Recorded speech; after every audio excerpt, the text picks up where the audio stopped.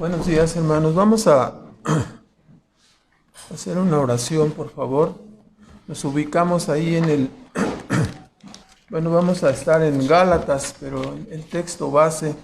Pero vamos a tocar otros pasajes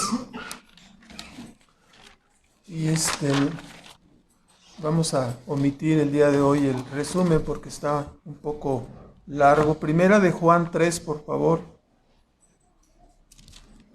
Vamos a regresar hasta el final a Gálatas y les pido que hagamos una oración, por favor. Nuestro Padre Celestial, agradecemos en esta mañana tu bondad, tu misericordia en permitirnos estar en este lugar de adoración, permitirnos levantar nuestros cantos y exaltarte y glorificarte por lo que tú eres, por la salvación tan grande y preciosa que nos has concedido en Cristo Jesús, y suplicándote que bendigas tu palabra y la hagas prosperar para aquello que la has enviado, Señor. Te bendecimos y te damos las gracias en Cristo Jesús. Amén. Entonces, como que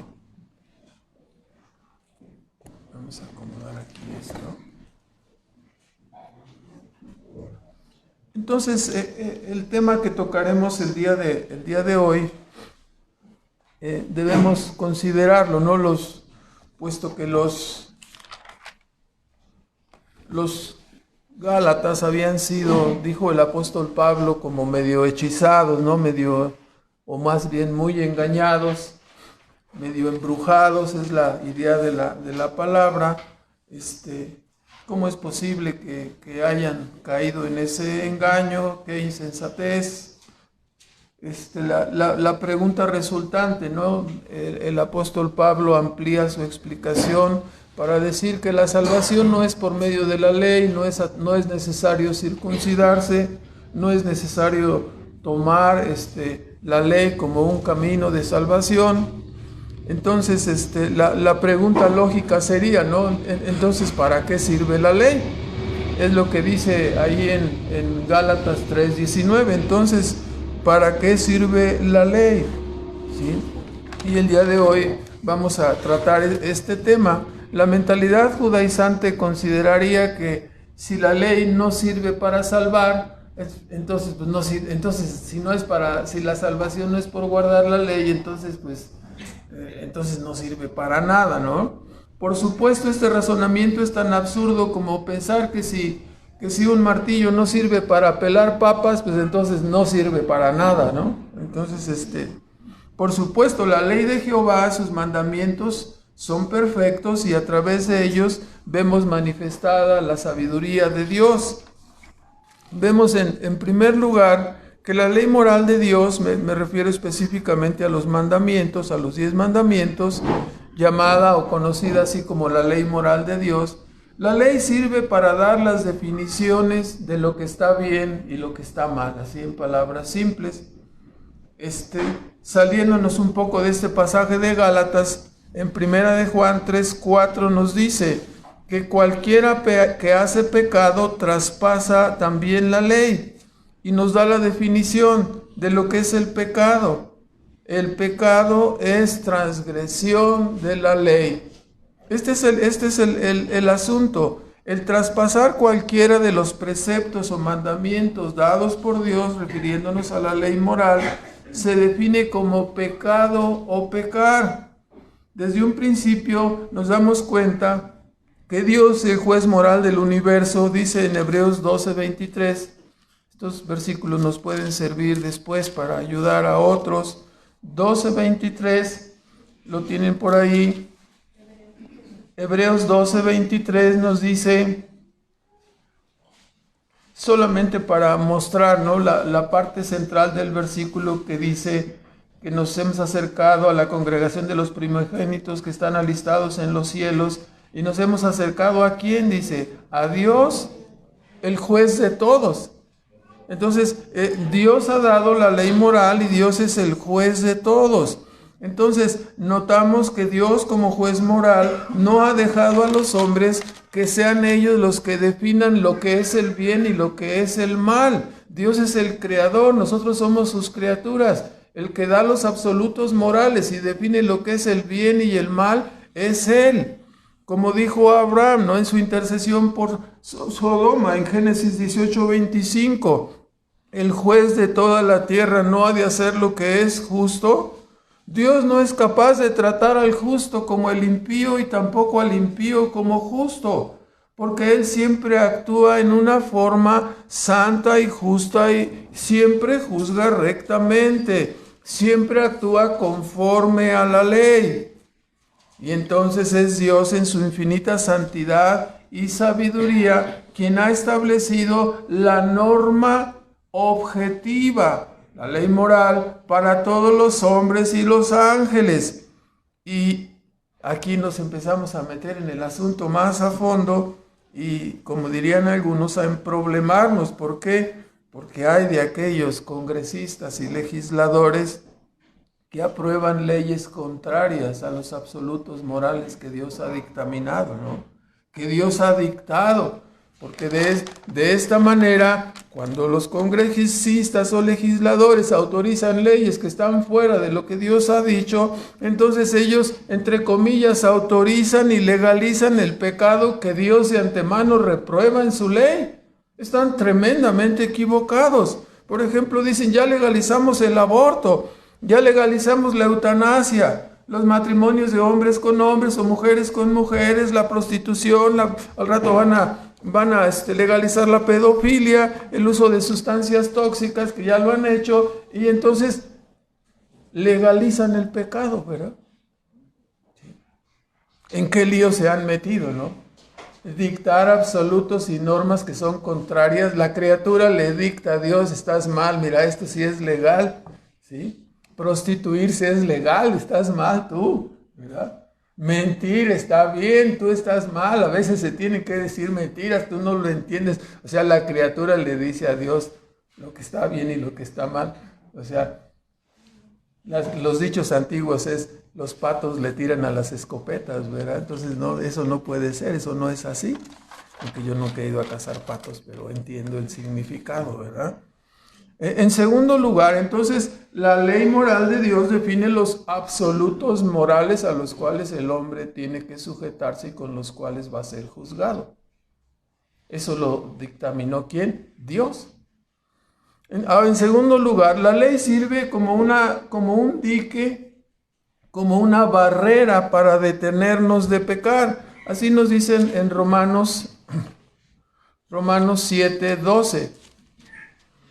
Lo tiene por allí, nos dice, de manera que la ley a la verdad es santa y el mandamiento santo, justo y bueno. No solo este texto, pero especialmente el Salmo 19 nos dice que la ley de Jehová es perfecta, que convierte el alma, el mandamiento de Jehová es justo, es perfecto, ¿no? Entonces, todo el Salmo 19 nos habla de eso. Y estos versículos nos indican que la ley moral de Dios es santa, justa, buena y perfecta. Ha sido enunciada a través de 10 preceptos, 8 preceptos negativos y otros 2 que son imperativos. O sea, los negativos: no tendrás dioses ajenos, no te harás imagen, ¿sí?, no tomarás el nombre de Dios en vano. Y el cuarto se puede decir que es un imperativo. Dice, acuérdate, es decir, la idea es no te olvides, se convierte en negativo, ¿verdad? Acuérdate de guardar el día de reposo, es no te olvides de guardar el día de reposo, ¿no? Y los mandamientos, cuando dice honra a tu padre y a tu madre, es un imperativo. No te está preguntando si quieres, si deseas, si ellos fueron buenos o no, si se portaron bien o no. Tú tienes que honrarlos. Ese es el asunto, ¿no? Ahora, después vienen más negativos: no matarás, no cometerás adulterio, no robarás, no mentirás, no dirás falso testimonio, no codiciarás, ni la casa de tu prójimo, ni su asno, ni su buey, ni su casa, ni su mujer, o su esposo, ni la ropa, ni nada de lo que tenga tu prójimo, ¿no? Entonces, ya hemos dicho que los mandamientos son absolutos morales que nos definen el bien y el mal, pero además de mostrarnos lo que es correcto y lo que es incorrecto, nos ayudan formando una especie de señalamiento interior que trata de detenernos y obstaculizarnos para que no cometamos el pecado, para que no lo traspasemos la ley, la norma. Es parecido a un hexágono rojo puesto en una zona escolar que dice que alto. Así funciona interiormente. Entonces, que trata de detener, ¿no? El mandamiento sirve como un dique para detenernos, como una barrera. Un dique es esa cosa que construyen para que la ola no llegue a cierto lugar, se detiene, rebota allí, ¿verdad? Entonces, igualmente en las calles hay letreros parecidos, ¿no? Cuando están las vías férreas ahí atravesadas y uno va en su auto y de repente aparece ese círculo rojo que dice que alto total. O sea, así es no te está agarrando, ¿verdad? No te agarra, solamente te está dando la advertencia, detente ahí, ¿verdad?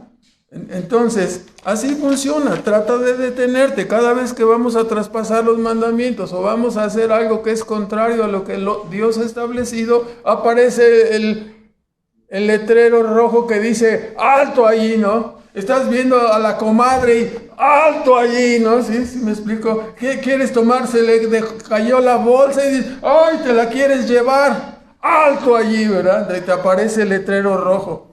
Nadie oye el grito, ¿verdad? De alto allí, pero así aparece el letrero, ¿verdad? Él adentro de nosotros nos advierte.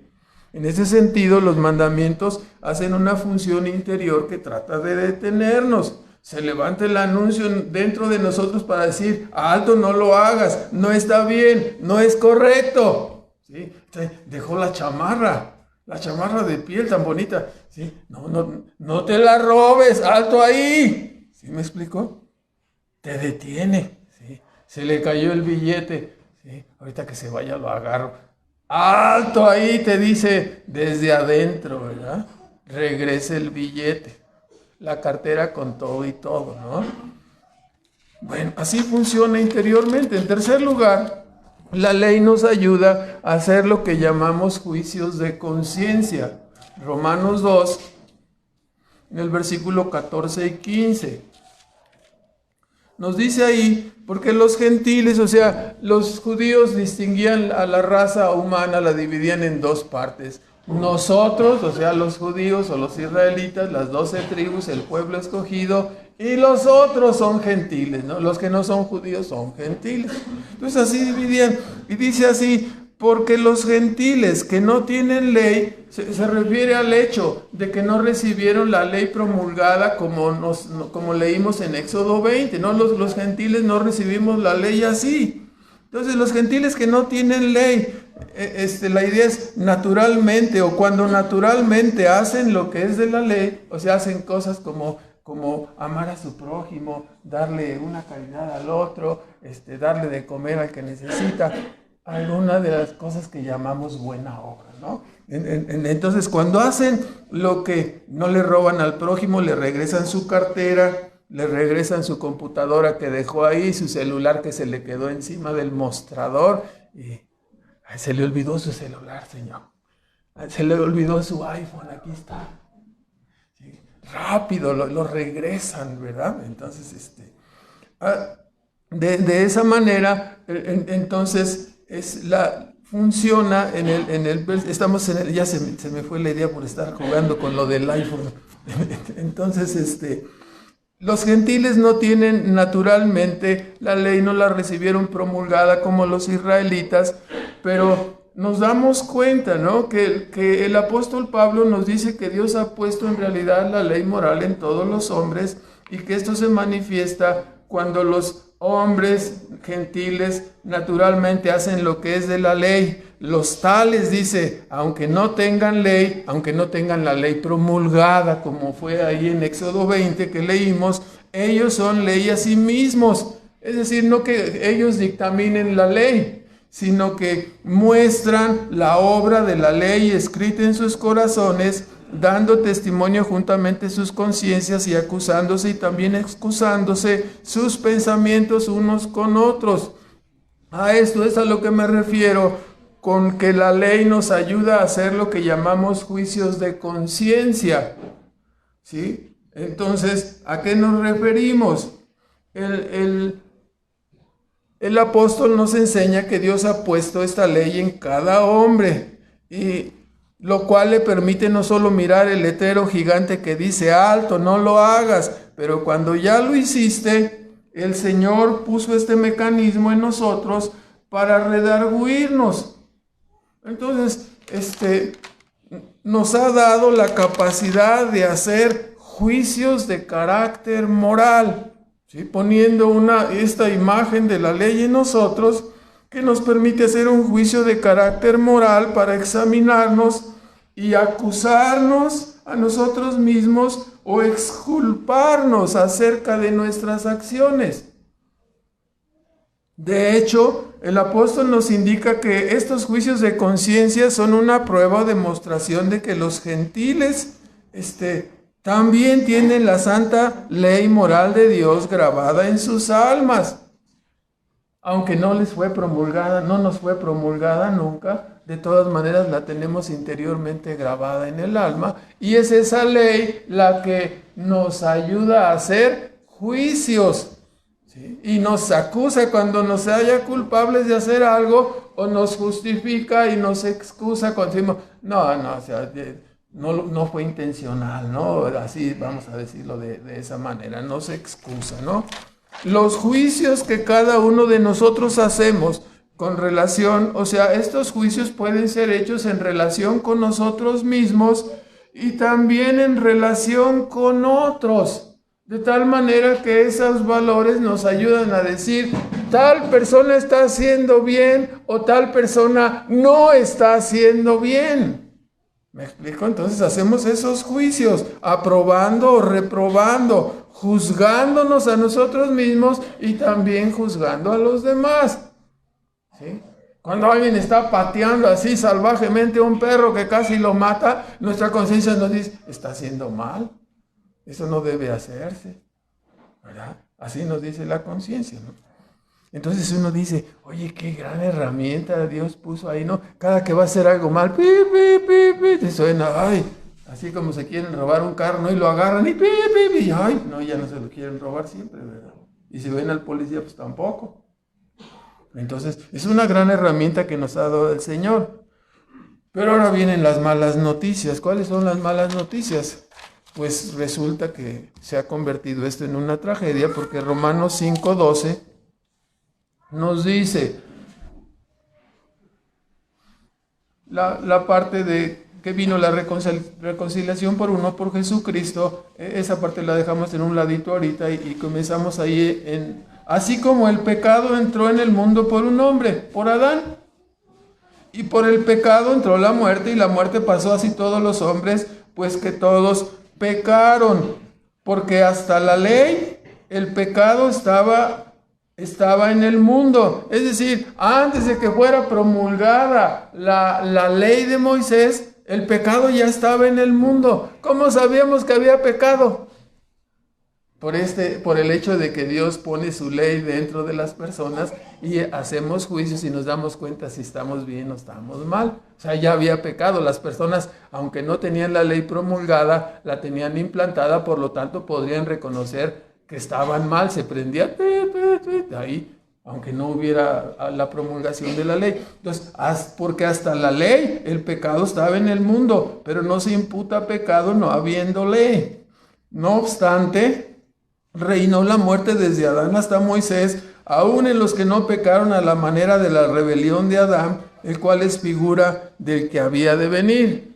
O sea, el hombre traspasaba la ley de su propia mente, la ley natural que Dios puso dentro de él, y de esa manera se convertía ¿en qué? En pecador. En pecador, ese es el asunto. Pero, ¿por qué se convierte esto en una tragedia? Más terrible que las de Shakespeare, ¿verdad? Es una verdadera tragedia, ¿no? Porque la entrada del pecado alteró la programación de la persona. Toda vez que el hombre rechazó los absolutos morales de Dios, los absolutos establecidos por Dios, ahora ha reprogramado su propia conciencia y ha introducido y aprobado antivalores que Dios nunca dio y que Dios nunca ha aprobado ni aprobará. Pero el hombre naturalmente los ha metido en su propia conciencia. Puedes robar cuando no te quede otra alternativa para conseguir dinero, ¿no?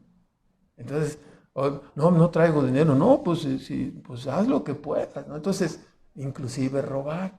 ¿Sí me explico? Entonces, sí, no hiciste mal, pues no tenías, ¿verdad? El hambre te justifica para tomar lo que no es tuyo. Puedes dar rienda suelta a tus pasiones siempre y cuando tú te sientas bien y te sientas feliz. O sea, no adulterarás, no fornicarás. No metas esas cosas en tu mente. Si a ti te hace sentir feliz, viva la vida, ¿no? Entonces, puedes odiar a los fifís y a los que tienen, porque es injusto que ellos tengan y tú no. Entonces odia a los fifís, ¿no? Me refiero a los ricos con ese nuevo apodo que han sido señalados, ¿sí? O sea que si trabajaron y tienen y tú lo derrochaste, ¿no? Entonces, pues tú por menso, ¿para qué lo derrochaste? ¿Para qué lo malgastaste? ¿Por qué no ahorraste? ¿Por qué no fuiste trabajador? ¿Por qué no fuiste inteligente? ¿Por qué desaprovechaste tus oportunidades? Por eso estás como estás. Y el otro sí las aprovechó y no, hay que quitárselo, cuánto lo odio porque tiene, ¿no? Así vemos qué terribles errores, ¿no? O sea, son antivalores, pero están allí porque justifican, no, odio este cuate, mira nomás qué carro tan bonito tiene y yo no tengo ni un patín. Ay, cómo lo odio. O sea, lo odias porque él sí trabajó y se compró su carro y tú te emborrachaste toda la vida y no compraste ni un patín. Ahora estoy obligado a darte, ¿qué? ¿Mi carro? ¿Mi patín? ¿Mi casa? ¡Estás loco! Así, definitivamente, ¿no? Entonces, los antivalores siguen ahí, ¿no? Eres libre para casarte con una persona del mismo sexo, o con tu gato, o con tu perro, o con un niño si quieres. ¿No? Si eso te hace feliz, pues adelante, ¿no? Son antivalores, ¿no? Ya cada persona para dice, para ser verdaderamente libre, entonces yo debo de escoger los valores que yo prefiera, ¿no? Entonces así sí soy verdaderamente libre. Si no soy libre verdaderamente, ¿no? O sea, ¿qué animal? O sea, el burro es más inteligente, ¿no? En ese sentido, el mecanismo funciona como una báscula, o sea, un mecanismo que ya se le metieron antivalores y ya no te da correctamente, es como una báscula que funciona, que está amañada y que funciona a favor del vendedor, ¿verdad? Te vende kilos de a medio kilo. Es un engaño, ¿no? Es lo mismo. Entonces, por eso es una tragedia. La humanidad desde la caída no solo ha desestimado los valores establecidos por Dios, sino que ha hecho caso omiso del semáforo espiritual que está dentro de él, de tal manera, como dice Job 15:16, los hombres ya beben la iniquidad como beber agua. Ya no los detiene el letrero rojo que dice, alto, no lo hagas. Y sus conciencias se han endurecido de tal forma que ya no les acusan, les engañan y les mienten. Isaías 5, versículo 20 y 21 dice, ay de aquellos que al bien le llaman mal y al mal le llaman bien. Ya está confundido. Resulta que ahora la impiedad, la falta de dominio propio, la borrachera, las drogas, es disfrutar la vida. Ya no es pecado, es disfrutar la vida. O sea, ¿qué pasó? Se descompuso. Se descompuso la mente, la conciencia, ya no funciona correctamente, ¿no? Ahora, la mente así ya se ha sacado los valores de Dios, los ha cauterizado y ha sacado, así como los que se roban los carros, que dicen que eso hacen, ¿no? O sea, lo hemos visto ahí en los reportajes, sacan una nueva plaquita, le arrancan y remarcan el carro robado, ¿no? Y ya tiene nuevos números y ya está legal, ¿verdad? Y ahí, y claro, pues hay contubernio de muchas personas, pero así lo hacen. Entonces, el hombre ha reprogramado su mente, ha metido antivalores y justifica todas sus acciones diciendo, vive como quieras, no la vida loca de Ricky Martin. Roca iba a decir, no, pero ya estoy como, bueno, ya no, mejor no digo porque si no se va a notar. ¡Qué rechazo! Rechazo el comunismo así directamente, ¿no? Vive como quieras. Eso es lo que ahora le dice la conciencia dañada, ¿no? Es la única vida que tienes. Disfrútala al máximo. No pongas barreras. Pruébalo todo para que no te cuenten. No hagas caso de tu conciencia. Solo ponle en off, apagado, ¿no? Y diviértete al 100%, ¿no? Para que así disfrutes. Olvídate de tus padres, de las recomendaciones de tu mamá, olvídate de las reglas, solamente vive con intensidad.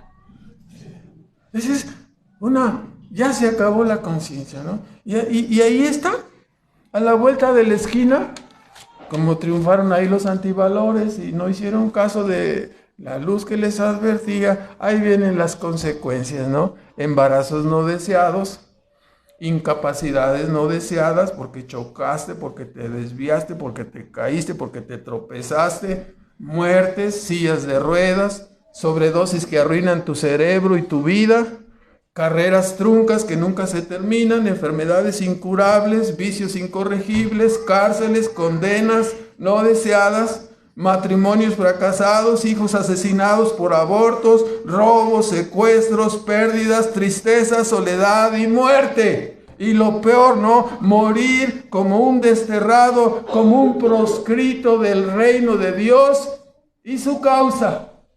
Apuntado, ¿no? Condenado al infierno. Llegar delante de Dios, listo, ¿no?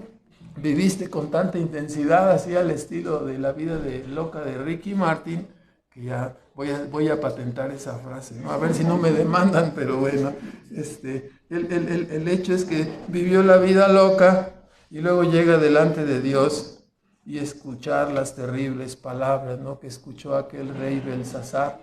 ¿Se acuerdan cómo apareció la mano ahí dibujando Teque, Mené, Uparsin, Teque, Mené, ya no me acuerdo, ¿no? Teque o Tecal, no me acuerdo, Mené, Uparsin, y es Daniel 5. Entonces apareció la mano y no sabían qué quería decir, ¿no?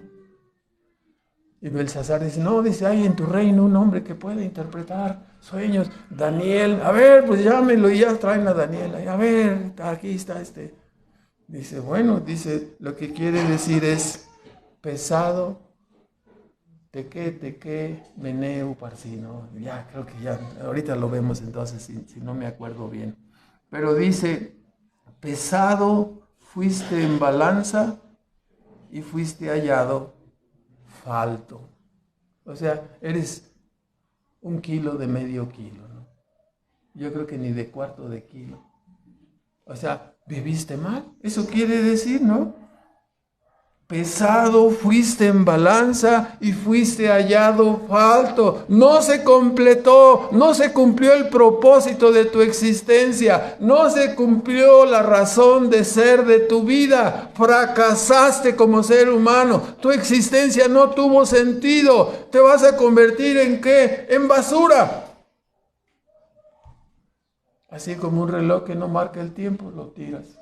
Ya no sirve, ¿no? Se le metió el agua, se oxidó. Otra parte de la tragedia es que este semáforo, esta luz de advertencia, este redargüimiento, este juicio que nos permite hacer el mecanismo que Dios puso en nuestra alma, resulta que los judíos lo tomaron y dijeron, no, nosotros tenemos la ley y la ley nos salva, ¿no? La circuncisión es la marca de que somos salvos. Otra parte de la tragedia es que los judíos tomaron la ley como camino de vida, como camino de salvación en lugar de la fe de Abraham. Y el argumento, ¿no? Como veíamos la semana anterior, ¿qué fue primero? Dice Pablo, ¿la ley? No, fue primero la fe de Abraham. Entonces, ¿cómo la salvación siendo un don de Dios para Abraham? Sí, creyó y le fue contado por justicia, como la ley que vino 430 años después la va a modificar o te necesita circuncidar para salvarte. ¿De cuándo acá, no? La circuncisión fue dada como una señal de que ya él tenía la salvación. Eso es lo que está argumentando Pablo, ¿no? Entonces, los judíos lo tomaron como los israelitas como camino de salvación y llegaron a autoengañarse, porque llegaron a la idea, ¿no se acuerdan cuando Pablo describe su propia vida? Diciendo, en cuanto a la ley, solo le faltó decir ahí humildemente, en cuanto a la ley, irreprensible. O sea, tenía una vida farisaica, ¿sí? Al 100%. Entonces él sentía que él era, ¿qué? Justo. Que había logrado lo que nadie, ¿no? No pecar. Entonces, tremendo, ¿no? Los israelitas pensaron de esta manera y llegaron a autoengañarse pensando que eran justos y que podían cumplir la ley. Dice Pablo en Romanos 7:10. Lo tienen por allí, dice: y hallé que el mandamiento, la ley moral, ¿no? Intimado para vida, ¿no? Así se entendía. Para mí resultó en ¿qué? Mortal, resultó en muerte. El mandamiento que pensamos que era para la vida resultó en muerte. ¿Sí? Así que Pablo aclara en este pasaje el propósito de la ley. Dice Pablo, vamos a Gálatas por favor, que la ley fue introducida a causa de las rebeliones, a causa del pecado. Dice 3:19, ¿de qué sirve la ley? Fue puesta por causa de las rebeliones hasta que viniese la simiente. ¿Quién es la simiente? Versículo 16, la simiente es Cristo. Hasta que viniese Cristo. Es decir, fue introducida la ley fue introducida, ¿por qué? Porque al tomar los judíos esta forma de pretender guardar la ley, ellos construían una justicia para sí mismos, ¿verdad? Y pensaban que eran justos. Entonces la ley fue introducida para mostrarles que eran justos. No, para mostrarles que eran pecadores. Fue puesta por causa de las rebeliones. No eres justo, eres pecador. Fue introducido para hacer más notoria la culpabilidad de los hombres, judíos o gentiles. Entonces, Pablo nos señala ahora el verdadero propósito de la ley. Del 19 al 26 nos dice, fue introducida para agravar, para mostrar más ampliamente el pecado. Dice Pablo que fue introducida entonces a causa de las rebeliones para mostrar más palpablemente a los israelitas que eran pecadores. Hermanos, la ley revela más palpablemente la pecaminosidad del hombre. Pablo, que se describió a sí mismo de acuerdo, ¿se acuerdan? Este pasaje está en Filipenses 3, ¿no? En cuanto a la ley irreprensible. Así se sentía Pablo, ¿no? Hebreo de hebreos, justificado, circuncidado al 8º día, en cuanto a la ley fariseo. O sea, tenía una carta de presentación que presumía, abría su chaqueta y estaban 80 medallas de oro ahí, ¿no? Y ya las cerraba, no se las vayan a robar, ¿no? Entonces, pero, o sea, presumía su fidelidad a la ley. Pero entonces viene en Romanos 7:7 y el apóstol Pablo, iluminado no por el Espíritu Santo de Dios, nos dice 7:7, ¿qué pues diremos? Lo tiene ahí, que la ley es pecado. No, dice, ninguna manera. ¿Sí? O sea, ¿qué diremos, no? La ley es tan perfecta que eso es pecaminoso, exigirnos una perfección de ese tamaño, ¿no? No es correcto. ¿Qué diremos? ¿Que la ley está mal? No, el que está mal, ¿quién es? El problema somos nosotros. La ley es justa, santa, perfecta. El problema no está en la ley. El problema está en ¿dónde? En nosotros mismos. La ley es introducida para que nos demos cuenta qué tan grave es nuestro problema. Entonces el apóstol dice, ¿la ley es pecado? No, pero dice, yo no conocía el pecado, yo me sentí irreprensible, ¿no? Yo no conocía el pecado sino por la ley, porque tampoco conociera la concupiscencia o el deseo pecaminoso profundo, ¿no? El anhelo pecaminoso, si la ley no dijera, no codiciarás. Pero cuando vi esa ley, dice Pablo, no codiciarás. Y entonces el pecado revivió, dice, ¿y yo? ¿Has robado? No. ¿Pero has codiciado algo de otro? No. ¿Cómo? No. ¿Has visto con deseo? ¿Sí? ¿Has tomado el hombre de otro, la mujer de otro? No. ¿Sí? ¿Pero los has visto con deseo? ¿Cómo? Ah, claro que sí has codiciado, ¿no? Entonces, cuando veo yo no codiciarás es pecado, entonces revive. ¿Verdad? Revive el pecado y digo yo, estoy muerto, ¿no? No lo puedo cumplir, ¿no? Entonces, yo no conocí el pecado si la ley, no conociera la concupiscencia, si la ley no dijera no codiciarás, mas el pecado, tomando ocasión, obró en mí por el mandamiento todo deseo pecaminoso, toda concupiscencia. O sea, mientras yo no me apliqué la ley, mientras yo no me examiné profundamente, el pecado estaba muerto. Pero cuando vino la ley y me empezó a confrontar, eres codicioso, has deseado cosas prohibidas, se has inclinado tu mente y tu corazón a cosas que no son correctas y te empiezas como a querer esconder. ¿Sí? El pecado revive y entonces te sientes de antemano sentenciado por Dios, ¿no? ¿Digno de qué? De muerte.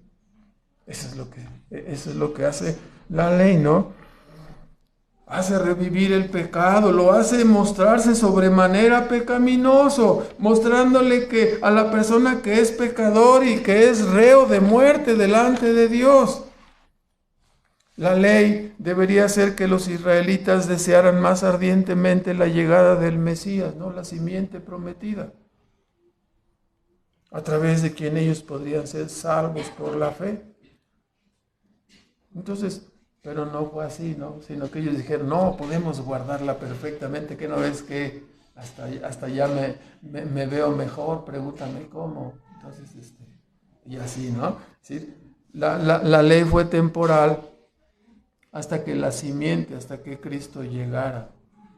Y fue temporal para producir, ¿qué cosa? En ellos, convicción de pecado.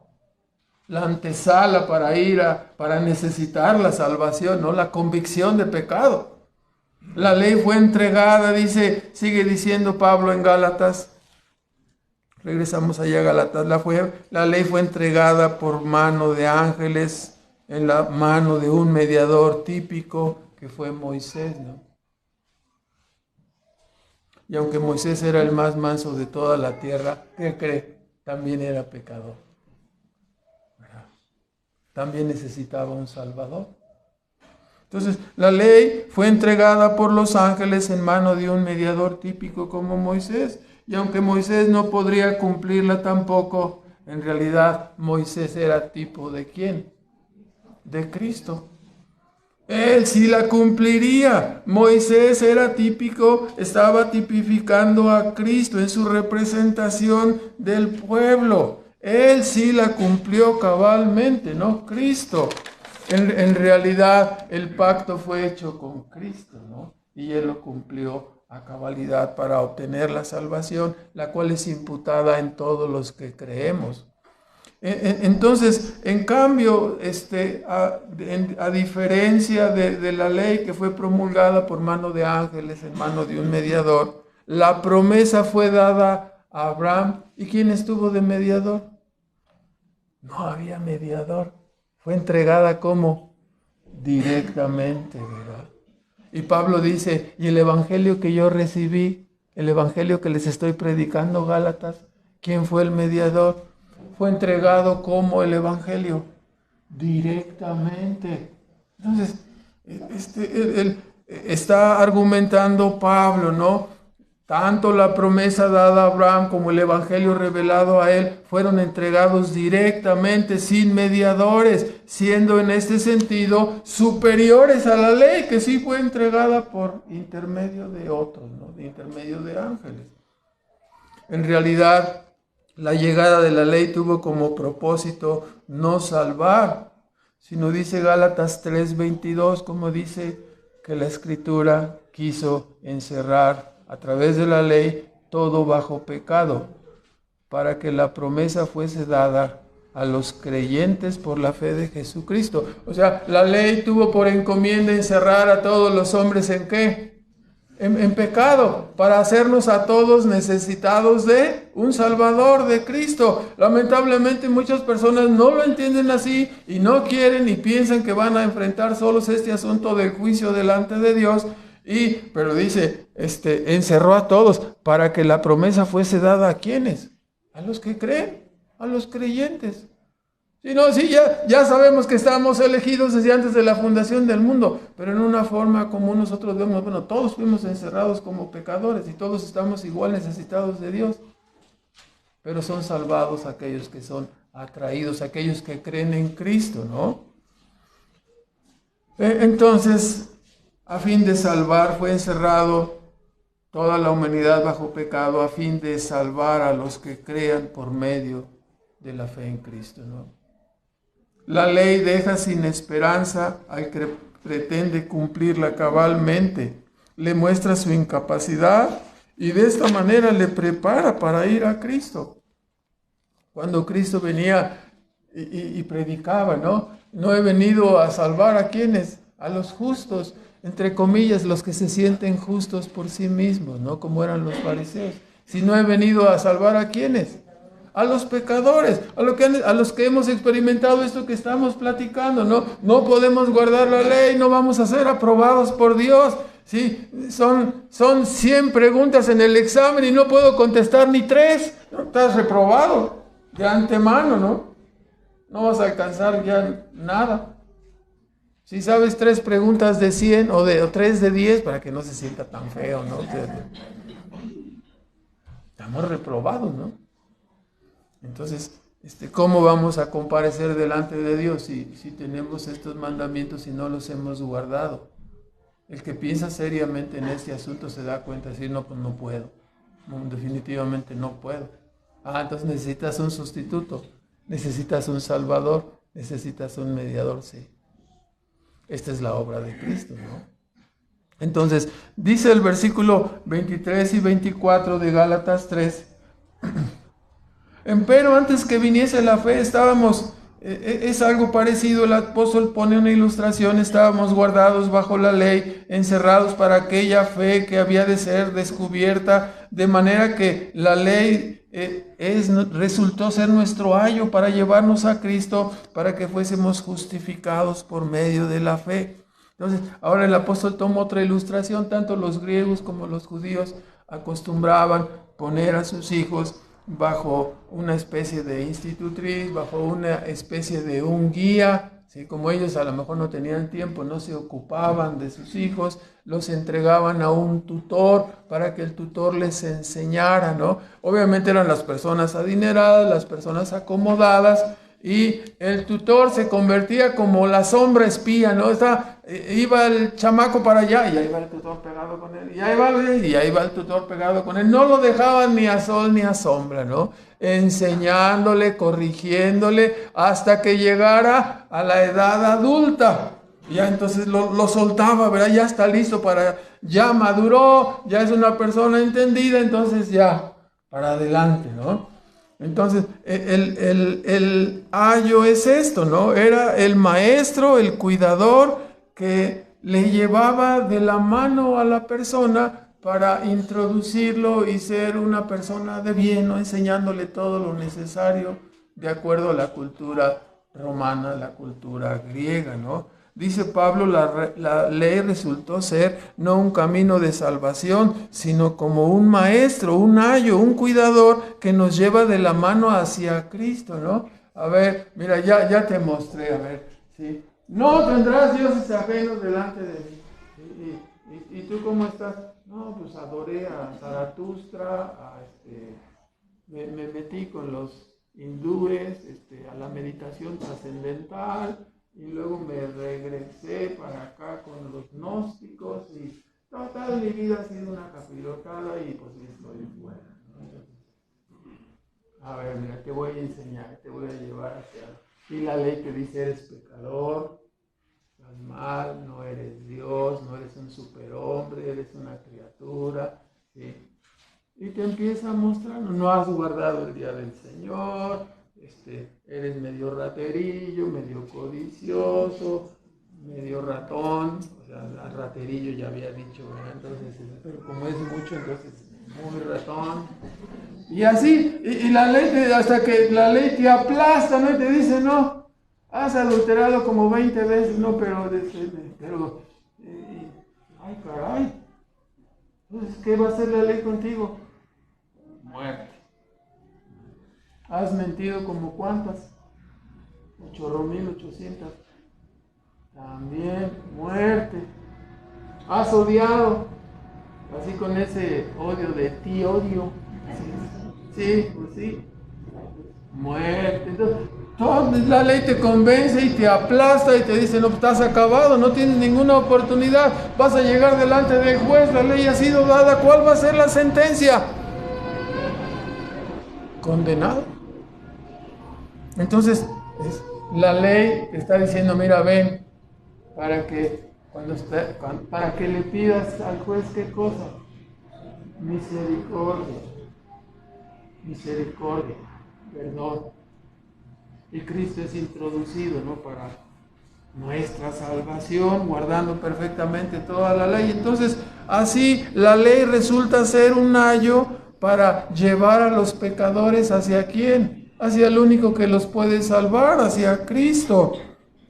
Entonces, de la misma manera que los griegos y romanos acostumbraban poner ese ayo para educar a sus hijos, así Israel fue puesto bajo la ley para que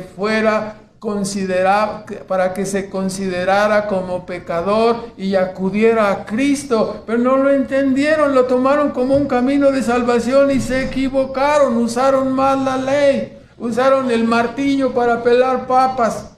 No se puede, el martillo sirve para hacer puré, probablemente se pueda, si lo higieniza correctamente lo va a usar así, pero no puede pelar papas con el martillo, ¿verdad?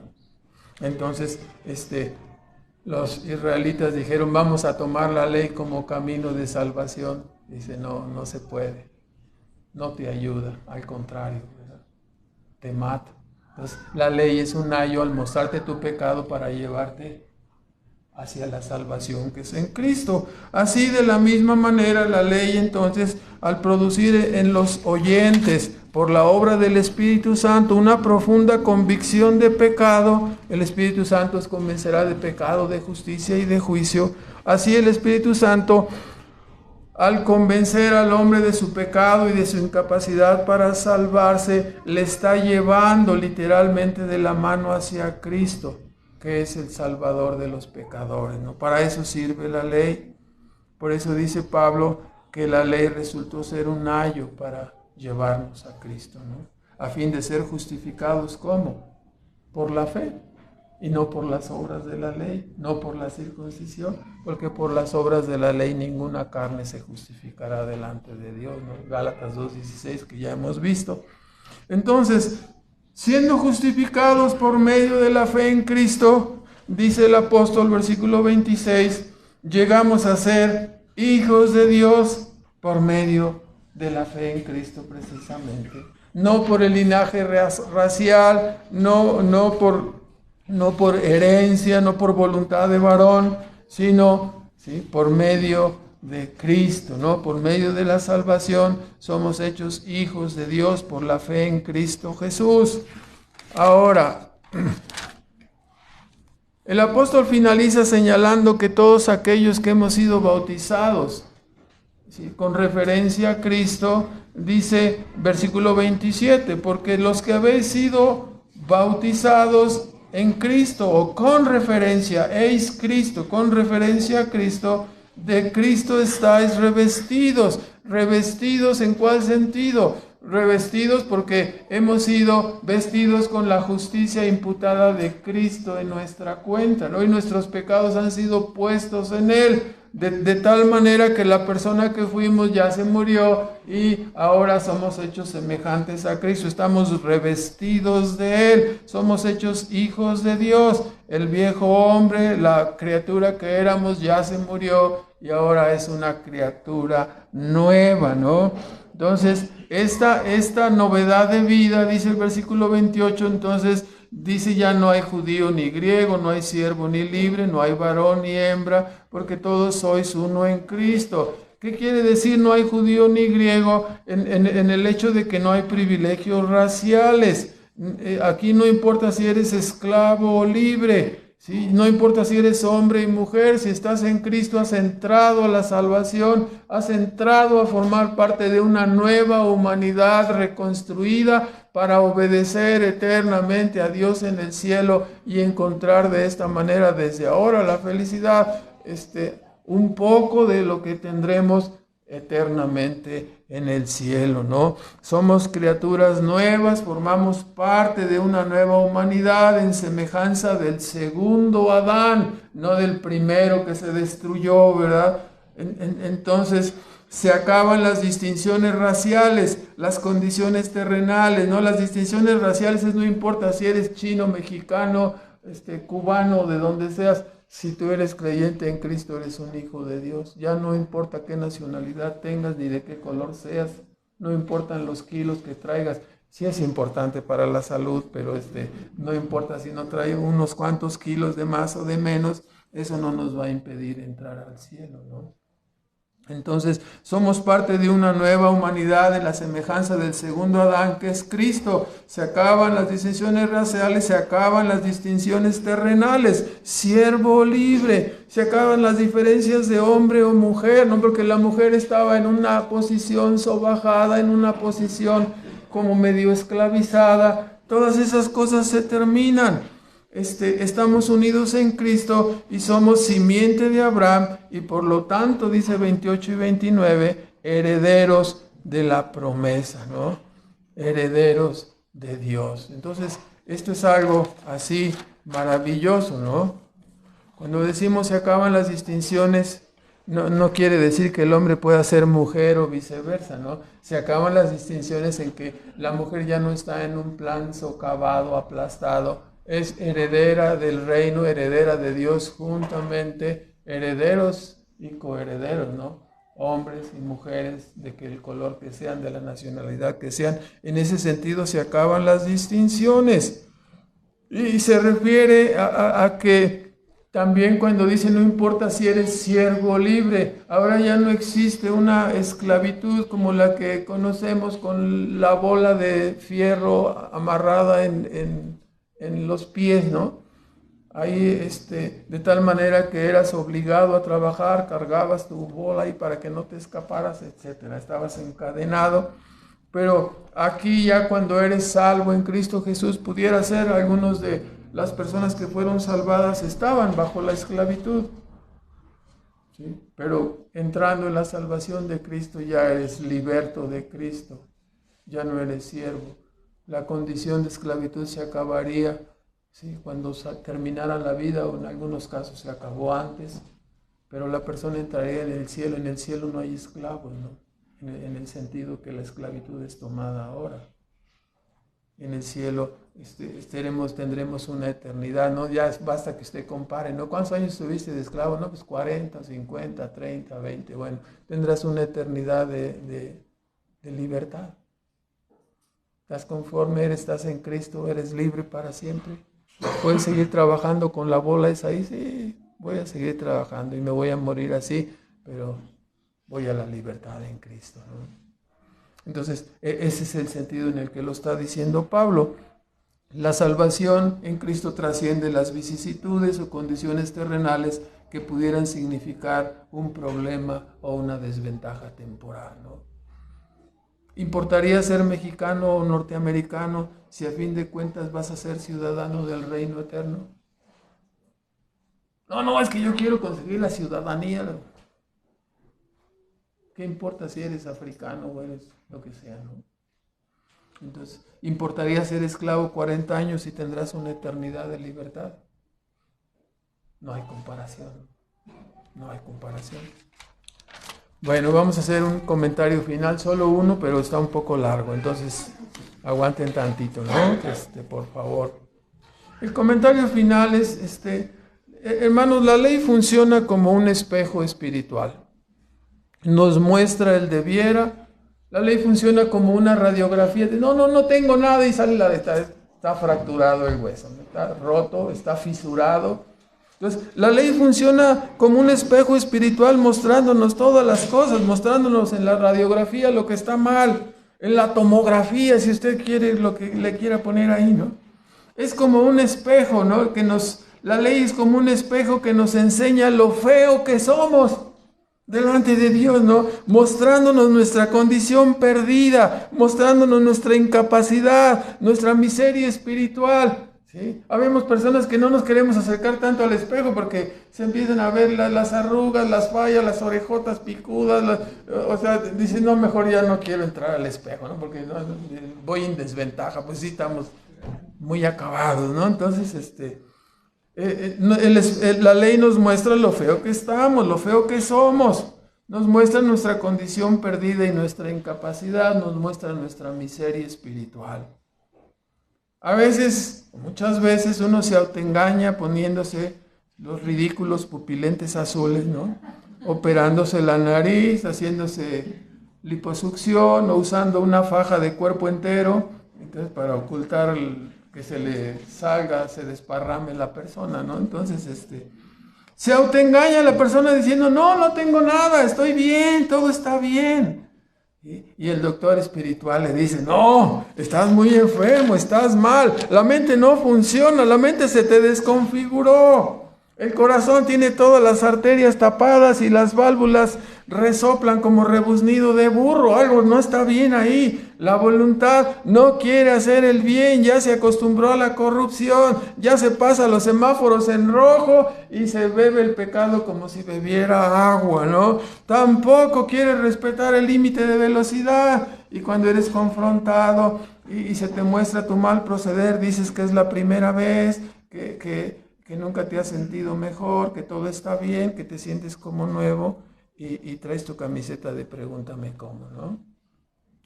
El médico espiritual insiste, no tiene pulso espiritual, su mente no responde a la reprensión de la palabra de Dios, su corazón ha dejado de latir a la verdad, tiene fracturas de carácter, no responde a la honestidad, no le preocupa el futuro ni la eternidad. En pocas palabras, el colapso espiritual le ha provocado un daño total. Quedó ciego, sordo, mudo, paralítico para la obra de Dios. Su sistema nervioso no responde, ha perdido toda sensibilidad, es incapaz de relacionarse con alguien, solo se importa a él mismo, es egocéntrico. Ha perdido todos sus amigos, sus familiares, se cansaron de ser usados para construir un imperio sobre esa persona. Ha perdido la razón. Dice que quiere ser rey absoluto. No lo quieren ni en el manicomio. Ha sufrido daños irreversibles y de ser una persona perfecta ha quedado inservible e inútil para desempeñar todo encargo divino. No sabe orar, no sabe adorar, no ama a su Creador. Ha llegado al colmo de pensar que es el centro del universo y que Dios existe solo para ayudarlo y que está obligado a que Él se autorrealice y sea feliz. El trabajo de Dios es hacer que cada ser humano se autorrealice y sea feliz. Ese es su trabajo, dice, ¿no? Oh, no, se ha convertido en un monstruo, se ha convertido en un depredador. de selvas, de hombres, de personas, lo que sea, no, salvaje, indomable. No estoy hablando del presidente, estoy hablando de otra cosa. Si no sucede un milagro, su único destino es ser llevado al deshuesadero, a la basura, ¿no? Había tantas expectativas de él, pero inexplicablemente se dañó el modelo, ¿no? Un virus indestructible causó todo el desastre. La humanidad entera ha sido afectada y no hay medio humano de solución o escape. Ni obras, ni mandas, ni promesas, ni retiros, ni grupos de apoyo. Como dijo Alex Lora, ¿no? Todo le sale mal y lo vuelve a hacer, ¿no? Así, está destruido, ¿no? Ya ha tocado fondo varias veces el ser humano, ¿no? Pero después de 6,000 años no ha sido hallada solución para este mal. Hay algunos locos que dicen que un tal Jesucristo logró una vacuna salvadora que restaura todo el sistema. Pero uno tiene que someterse a una muerte total de la vida vieja.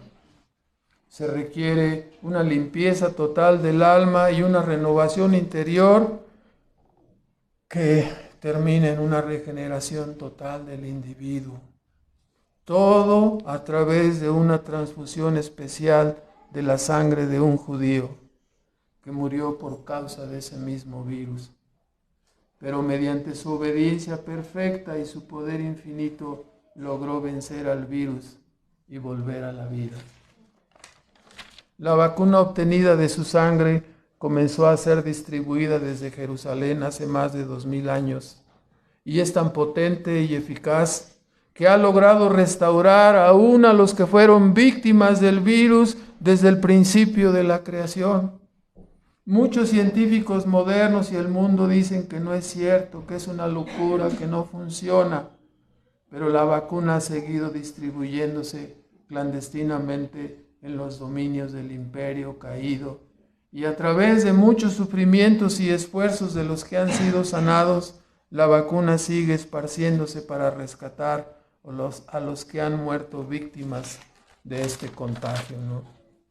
Todos los vacunados han reaccionado maravillosamente al tratamiento y sus vidas han sido transformadas para asombro de quienes siguen cargando las consecuencias de este virus fatal llamado pecado, cuyas variantes son interminables, ¿no? Transgresión, desobediencia, simulación, hipocresía, donde la víctima es maquillada hasta lograr una apariencia de salud casi completa, ¿no? Como resultado de las mutaciones, hay variantes muy peligrosas que llevan a vicios, drogas, alcohol, perversión, etc. A pesar del asombroso éxito de la vacuna extraída de la sangre de Jesús de Nazaret, muchos se resisten a experimentar el tratamiento, ¿no? Si usted conoce a alguien, por favor, dele la receta y dígale que verdaderamente funciona. ¿Está usted vacunado de la sangre de Cristo, perdonado y limpiado, justificado por su persona y su obra? Hay que venir a Él para ser salvos de este virus, ¿no? Oramos, hermanos. Nuestro Padre Celestial, te damos las gracias en esta mañana por tu palabra, por la obra de tu Hijo Jesucristo, que nos ha favorecido tanto y nos ha perdonado y nos ha limpiado de nuestras faltas. Damos gracias, Señor, que tú has hecho posible lo imposible. De una raza humana caída has levantado, Señor, hombres nuevos, que te adoremos, que te reconozcamos, que te sirvamos. Padre Celestial, te damos gracias por la salvación tan grande que has hecho en medio de nosotros a través de Cristo. Y rogamos que esta gran medicina que es la persona y la obra de tu Hijo sea llevada al corazón de todos aquellos que tú has escogido para salvación, Señor. Pedimos de tu bendición para tu palabra y te damos una vez más las gracias por el privilegio de estar en tu camino, Señor. En el nombre de Cristo Jesús. Amén.